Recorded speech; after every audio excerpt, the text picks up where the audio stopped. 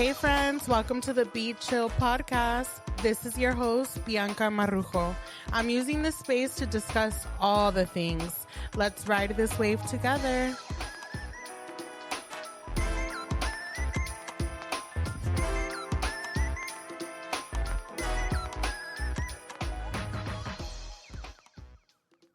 Welcome to my second episode on the Be Chill podcast.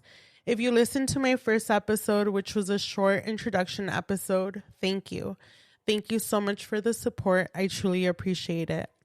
If not, don't be shy and go take a listen. I promise it will not disappoint. Today, I want to go more into depth on my background. I want you to have a little knowledge of who I am at the core. I was born and raised in the San Fernando Valley. I am the second oldest out of 5 siblings, and I have 2 brothers and 2 sisters who I love so much. My mother was a single mother for most of my childhood. I had an okay childhood with a little sprinkles of childhood trauma here and there.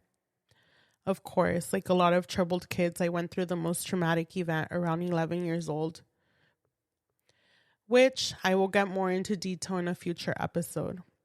Anyway, I personally believe that it was just the beginning of becoming the problem child that I became. Once 8th grade hit, I just stopped caring about grades and school, and I became more and more rebellious. But honey, once I got into high school, it was game over. 9th grade was a whole vibe. Fun, I must say, but it was definitely not okay that it was that fun. By 10th grade, I was sent to live with my dad in Palm Springs. But after a few months, he returned to Sender because he just couldn't handle me. When I came back, my mom ended up bouncing out of state with my younger siblings and left me to live with my 18-year-old Jesus-loving sister. So, of course, I got into church, which I must say was a blessing. Not only because I was introduced to God, but I was also introduced to several others who had a similar vision that I had. That was, let's balance this out. Go to church and be forgiven for all the sins we are about to commit after service. That was also a good time, I must admit.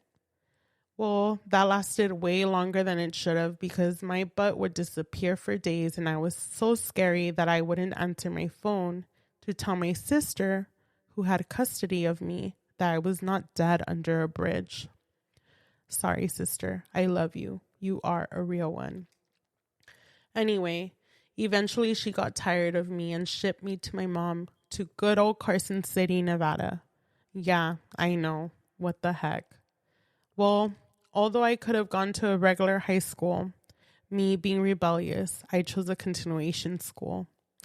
Everything was chill for a bit, and then little by little I started meeting new friends. And once I got accommodated, here we go, moving back to California. Eventually, I reconnected with the old crew again and created great memories that I will have with me forever. When I was 18, I fell deeply and madly in love. And within 8 months, I was heartbroken and pregnant. Yes, 19 and pregnant. What a beauty. That was super traumatic because it involved not being loved back and also several trips to the hospital. I wanted that baby so bad, but I had a condition called hyperemesis gravidarum, and that was terrible to go through while being 19 and going through a heartbreak. I remember being in the hospital and the doctors telling me that with all the medicine I had been on, chances were the baby would either not make it or be born with life-altering conditions. While all this was happening, the baby daddy's crazy-ass mom would call me and threaten me, begging me to have an abortion. Legit, while I was attached to feeding tubes, this crazy lady would call me. Anyway, long story short, I made the decision to terminate the pregnancy. This destroyed me, like literally destroyed me. When I got out of the hospital, that boy was nowhere in sight. No hug, no thank you, no nothing. Anyway, after all this, I went back to drown my sorrows in alcohol, and I was blacking out every night because of the pain I was in. This lasted for years. I held on to that pain for years. The pain of all this is still with me today, but not as intense as it was, of course. My baby would have been a whole teenager by now, and that is a pain and a regret that I will carry with me forever. I am so grateful that God decided to bring real love into my life. And at 27 years old, I met my fiancé, and God allowed me to be a mother again, which was a shocker to me because I honestly thought I was incapable of having children. Friends, I said all that because I want you all to know that we are all capable of changing our lives around. For so long, my self-esteem was dead because of the shame I carried. I was ashamed of my past, the things I did, and the mistakes I made. The people I allowed to hurt me and the things I let happen. But now I stand with my head held high, knowing that all things happen for a reason. All things that happen have led me to this exact moment. I am able to share things with you all that I no longer feel ashamed of. Although some trauma of everything still lingers and I still have triggers and all that razzle dazzle, it no longer has control over me. Humans are capable to overcome the craziest of things. I'm telling you, if you are going through anything that has damaged you in some way or another, please know that there is a light at the end of the tunnel. There is hope. This is why I am making this podcast. I want us all to shine and to let go of things that no longer serve us. We are all beautiful regardless of our past. For so long, I tried to hide my pain from the world, and I continued as if it never happened. I thought that by sharing my pain, I would be seen as weak or a person who just couldn't let things go. But you know what? Those are all lies. We have every right to share our story.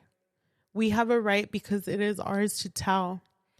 I hope that this podcast will open up hard conversations and that instead of being shamed for still feeling the pain, we are empowered to share it. Maybe this is a way of our body telling us that it is time to let go of the trauma and release it into the universe so it no longer can have a grip on us.